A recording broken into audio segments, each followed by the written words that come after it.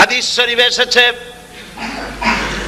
রোজা রাখলে পরে ক্ষুধার কারণে, খালি পেটে থাকার কারণে টক্সিন জাতীয় এক প্রকারের গ্যাস তৈরি হয় পেটের ভেতরে, স্টমাকের মধ্যে, ফলে মুখে এক রকমের দুর্গন্ধের সৃষ্টি হয়।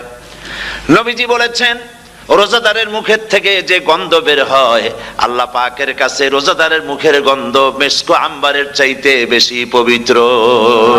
অন্তত ১৫০০ বছর আগে আল্লাহ রাব্বুল আলামিন নির্দেশ করে রেখেছেন, সূর্য সাদা হওয়া থেকে, পূর্ব দিগন্ত সাদা হওয়া থেকে শুরু করে পশ্চিম দিগন্তে যখন কালো হয়ে কালো রেখা দেখা দেবে, যখন মাগরিব হয়ে যাবে, সূর্যাস্ত যাবে, ততক্ষণ পানাহার আর স্ত্রী সম্ভোগ থেকে বিরত থাকো।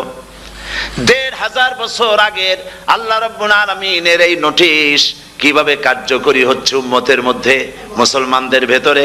খাবার সামনে আসে, পিপাসা লেগেছে, এখন তো পিপাসা লাগে না, খুব ঠান্ডার সময়, এখন রোজা রাখতে খুব মজা হবে, তাই না? খুব মজার রোজা। কিন্তু এই রোজা যখন জুন মাস আর জুলাই মাসে আসবে, তখন টের পায় মানুষ রোজা কাহাকে বলে। প্রচন্ড পিপাসা, সামনে সব খাবার পড়ে আছে, একটা খাবারের দিকে রোজাদারের হাত যায় না, ঘড়ির দিকে তাকায় আর চুপ করে বসে বসে আল্লাহর জিকির করতে থাকে। আল্লাহ কয়, ফেরেশতারা দেখ, এই বান্দা বানাইতে নিষেধ করছিলি, সুবহানাল্লাহ। আল্লাহ খুশি হয়ে যান। রোজাদার অপেক্ষা করতে থাকে, ঠিক যখন কাটায় কাটায় সময়টা এসে গেছে, তখন আল্লাহর নাম করে খুরমা দিয়ে, পানি দিয়ে ইফতার শুরু করে দিল। আল্লাহ পাক খুশি হয়ে গেলেন। এই যে ইফতার, সারাদিন রোজা রাখা ইফতার করায় যে মজা, রোজা রাখলো না এরকম লোকেরাও কিন্তু ইফতার করে, করে না? পুরান ঢাকায় আছে, ঢাকার তো কয়েকটা এলাকা আছে, পুরান ঢাকার লোকেরা নাকি বলে যে, যারা রোজা রাখে না তারা বলে যে, রোজা না রাখে একরকম পাপ করছি, আর ইফতার না করে কবিরা গুনাহ করবো নাকি, ইফতার তো করাই লাগবে। তো খুব মজা করে ইফতার করে তারা। তো সারাদিন রোজা রেখে পেঁয়াজি, ছোলা, বুট, মুড়ি খাওয়ায় যে মজা, সারাদিন ভাত খাইয়া তারপরে ইফতারের শরীক হওয়া, ছাগলে ঘাস খাইলে যেমন লাগে ওইরকম তার মুখে লাগে, এই মজা পাবে না।